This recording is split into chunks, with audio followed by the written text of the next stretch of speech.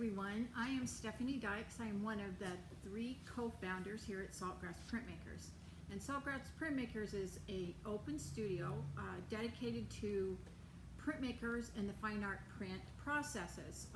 We established in 2003. We have been in the Salt Lake Valley offering classes and workshops and exhibitions and events and hands-on learning experiences, all situated around prints and different type of prints and print processes that we do here. We have members that pay a monthly fee and come in and work. They have storage space and they have locker space and they have 24/7 access, so they have that membership. It's like their own private studio that's really huge and well equipped. And we also have daily rates where people that are working on smaller projects can come in, check in with me, and have somebody here to watch and support them, but they're independently working on their own. And then we do classes and workshops, and we can do private lessons too, one-on-one. Eric Brunvon and Sandy Brunvon are my partners here, and when we had the vision of putting Saltgrass together, there was no other print shop in the valley, either private or public or shared. So we really felt like there was a need to put our passion and our hearts into a place where prints could have their home here in Salt Lake City. So we did that several years ago. We were in Sugar House for 13 years, and then we've moved to this new space, which is in the Bogue Foundry, which is 400 South and 700 West. And we love it here. It's all open. If you were ever at the old Saltgrass, we were in a bungalow at Sugar House, and everything had a separate room, but here everything's open access, and you can see I can see everything going on here. We are equipped for all types of printmaking.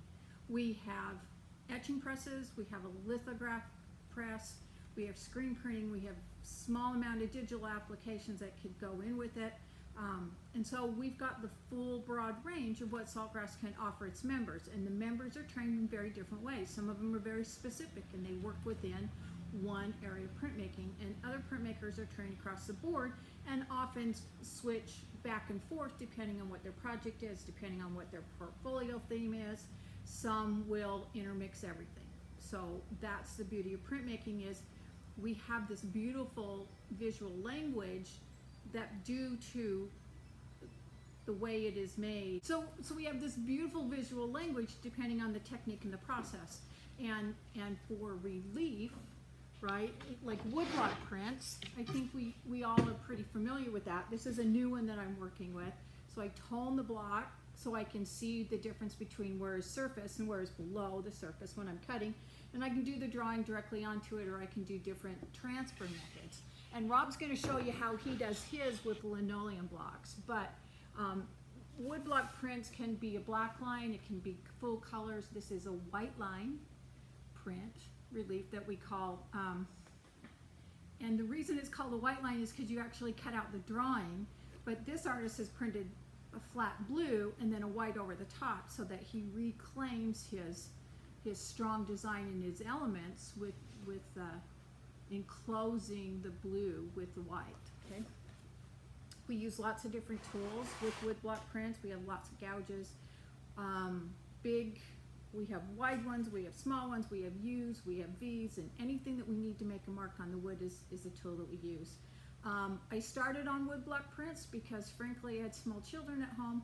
I could cut on the kitchen counter, I could stop and start when I needed to, and it worked for me really well. And so woodblock was my gateway drug, I guess. So that's what got me hooked. I took a lifelong learning with Victoria Lyons back when she was in art space, and we did little baby linoleum block prints, and I still have that very first print I ever did. And who knew that a tiny little block print through a continuing ed class would build this kind of passion? So I encourage you to keep learning and doing your things. The other thing that I am kind of crazy about are collagraphs. So you've got relief, and the drawing is on the surface of the plate. Collagraphs are a hybrid between an etching plate and a relief plate, because we can build things up and we can tear things down. So, and we use found materials from Home Depot or the art store.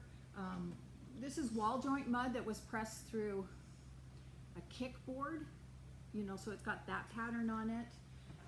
These blocks are made with masking tape. I just do layers and layers of masking tape, and I run them both directions, so there's a real strong fabric weave to it. It's got that language, and then I can cut into it and roll it like a relief. So it's a surface print. And anything that's we leave the surface available to us, and we can roll ink onto it. We can print on anything that's flat. And I recently discovered I can print on 3-dimensional objects, but we'll save that for later. So, you know, if we're printing on fabric or if we're printing on paper, we just did a big steamroller project and we printed on Tyvek outside with a big paver. So as long as you can keep your surface flat and available, then we can print, we can add ink to it, and we can transfer it. And that is how, so these are Colograph prints for me. On paper, I always pull a paper one, but I also have them in fabric, and I'm working on building what I'm calling garden bed rolls. I don't know what they're going to look like yet, but we'll figure that out soon. So we talked about relief, we've talked about Colographs. The other thing that printmakers do, and you might be familiar with too, is etching. And an etching plate is where we engrave or we gouge or we etch into the surface.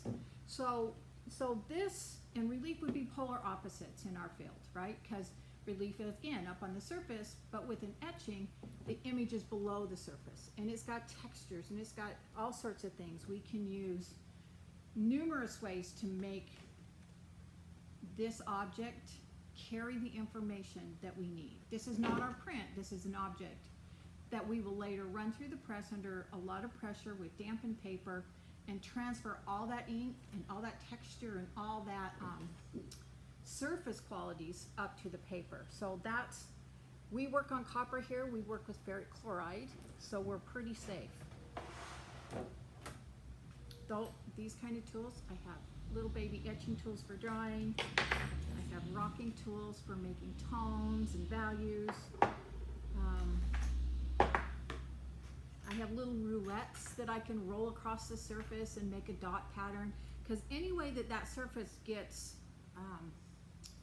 a little impression or something into it, the ink will settle right into that. And so however we can make that impression, make that surface be able to attach the ink, means that our drawing is there below the surface. So we would take a plate like this and we would card ink all over the surface so that everything is totally and completely covered. And then we take a tarlatan, I should have brought tarlatan here, and we wipe all the ink off so that only the ink is now below the surface of the plate. And then we wipe it with a hand wipe. Now usually that takes a flat piece of paper, and we work all the way back to the bright shiny copper, so we know that is our highest value, and then all the other values are down and below the plate. So etching is the deeper the darker, and the more shallow would be our higher values, or the surface would be our values. And so this is, it's kind of shiny there. There you go.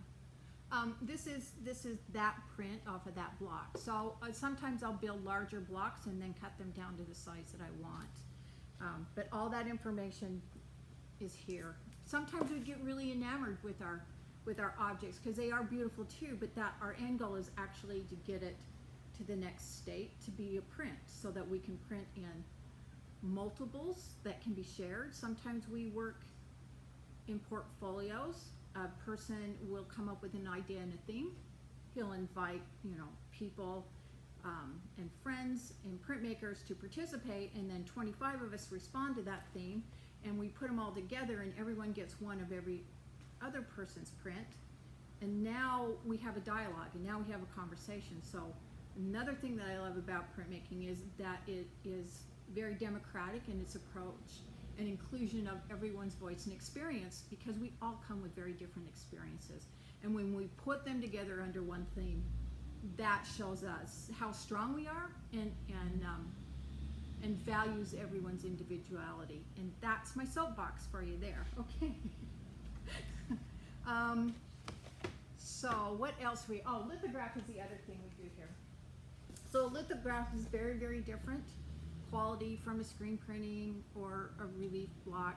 It's very, we're going to draw with waxy, greasy crayons on either a stone, a Bavarian stone, or a pre-grained aluminum plate. So it's got a little bit of tooth. We draw into it with these waxy materials. Sometimes they're called touches, so they've been, it's a liquid material that we can get this really fluid form, but we can draw with crayons. They do look like crayons. Anyway, this is a really immediate way to print. You know, what you draw is what will get printed directly up. Whereas with the etching, we could be in and out of that bath several times, multiple times, until we get what we want. But with lithograph, it's like once you're doing this drawing, what you see is what you get. And so it's very painterly is what I'd like to say. These are a few of one of our members here. This is Trish Shell Jeffries, and right now she's teaching up at the University of Utah doing the foundation classes. And you know, here's her drawing. It's been inked up in this brown color. That's why it doesn't look like it's black and gray because of the plate. So you know, this drawing, what we do with it is it's a waxy surface, and it's this idea that oil and water don't mix. So right before she prints, she's gonna take a sponge and lay down a thin layer of water. She just make sure that this whole plate is covered in this thin layer of water, and then roll with a big roller the ink across the surface, and where the oily ink will be attracted to the greasy crayon, and where there's water, it repels. So it's this idea that oil and water don't mix.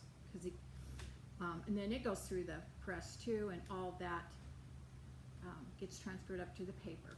We can make multiple runs, we can add colors, we can do one color blocks. And then there's screen printing, and I'm going to show you how to do a little mini project in screen printing, and that's stencil based. So we create stencils by exposing the screen and coating, and I'll show you that screen in a minute. But then we push the ink through the open stencil of the screen. And so we have, again, screens would be about a lot of color and a lot of speed. You can do a big edition very quickly, very fast, and you can do multiple colors in a day. So screen printing is really this bright, bold way to get multiple colors very quickly.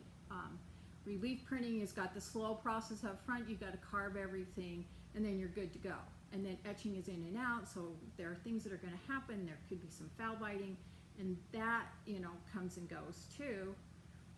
And then there's collographs where we're building things up, but with screen printing, it's really direct and really fast. And so we have this wide range of visual languages that we can use depending on what we're thinking about, what our concept is, and how we're going to use it.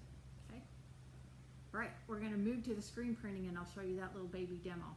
Hi, so we've moved in the shop just a little bit back towards the back of the room, and I've set up this small little screen print demonstration for you.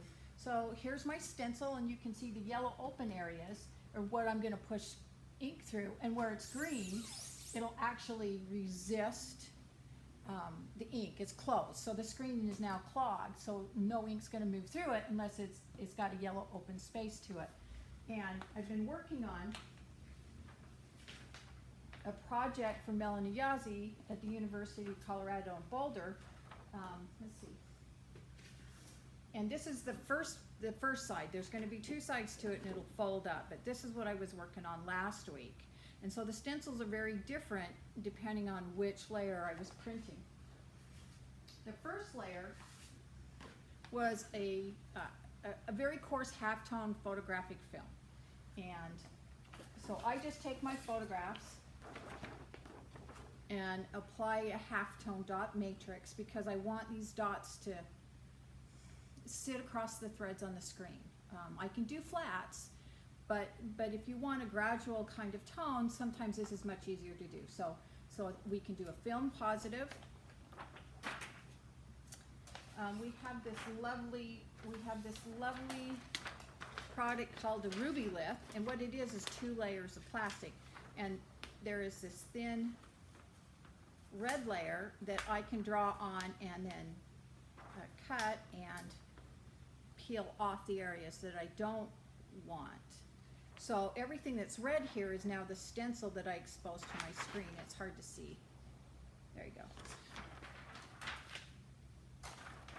So I have drawn elements. This one, the branches were solid to begin with, and I exposed that and printed that so I had a solid branch form. And then I went back in and cut reductively the spaces, the open spaces out, and then reprinted it over it. So I had the exact thing to work with, so I didn't mess up my registration and stuff like that. So the elements stayed the same, but I was able to cut different details as I went along. And then, you know, straight up little simple clip arts can be captured or it can be drawn, and we print these out too. Most of the time, if it's a simple project, I will just go to Kinko's and make a photocopy, and then we put oil and vegetable oil on it, make the paper transparent, and that's super cheap. So screens, and the screens are you know, about $25–30 depending on your size, and they're reusable for years. We've had them for years. So screen printing is really accessible in its materials. It's got a little bit of equipment backup that makes it difficult. So yeah, this was my first run. And then I laid in some flat colors. So I have the branches here, and then I decided while the flat areas were open that I could sponge color through it. So the branches then started to get a textured brown area. Can you see that? There it is.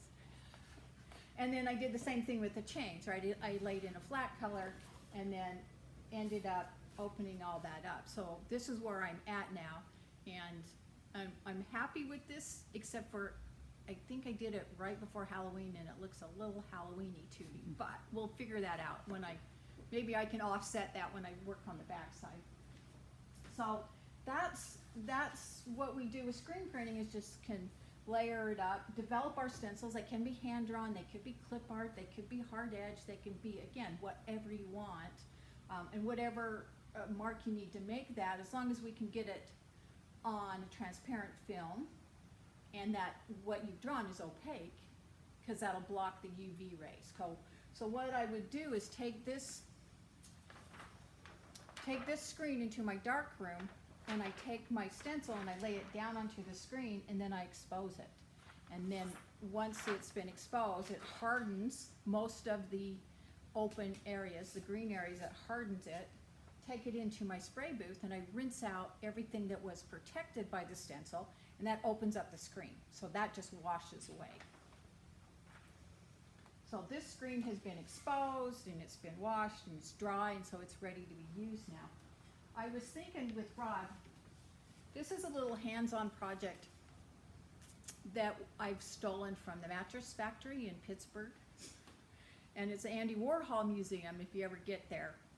And they have a little hands-on project, and Saltgrass is all about hands-on. And when we were open and could do events, we often would have some kind of do-it-yourself could join us and print. So these are little Warhol projects, and what I'm going to do today is screen print the transparency for you, send with Rob, anybody that wants a little kit to play with this. I'll send you some random little papers, and you can build up the color layer with collaging or painting or color, and then you'd have this little baby Andy Warhol print of your very own. So I'm going to print the stencil. That's the stencil I developed, and I'm going to print those today, and then I will send Rob, or we can mail them out however we decide to do it, and I'll send you little kits out that you can work on at home, because prints are about sharing, let's be honest here. We can make a lot of prints, and we like them to go out, and I hate anybody to leave the shop empty-handed, so I'm going to do that for you. I'm going to add a little bit of snap to my screen, maybe.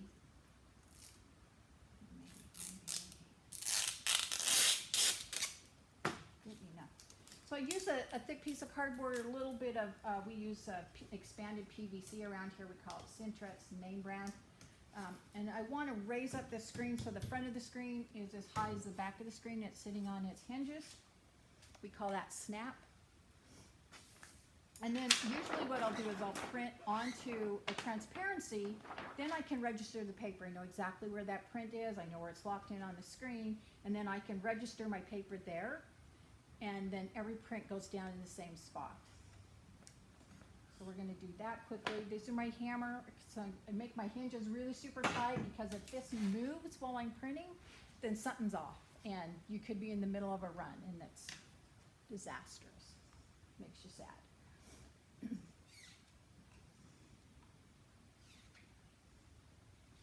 So I'm putting out a little bit of black ink. We live in Utah, sometimes we have to modify our inks so that they don't dry out too fast on the screen. But, okay, so what I've done is I put a ribbon of ink here. This is my squeegee. It's barely wide enough. and I put it in the ink and get it to slide so it's really slippery.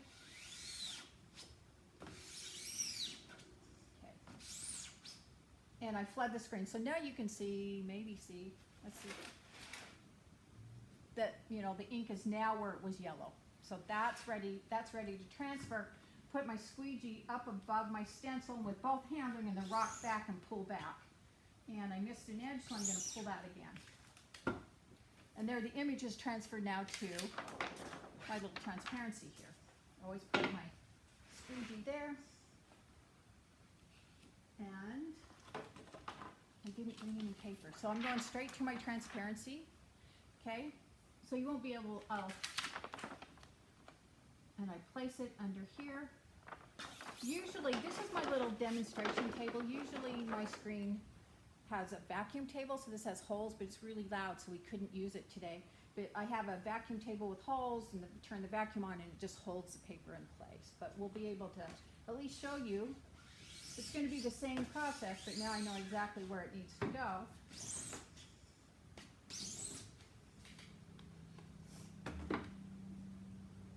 And peel it off. So that's why the vacuum's really important, so I don't have to do this necessarily. Keep the screen on.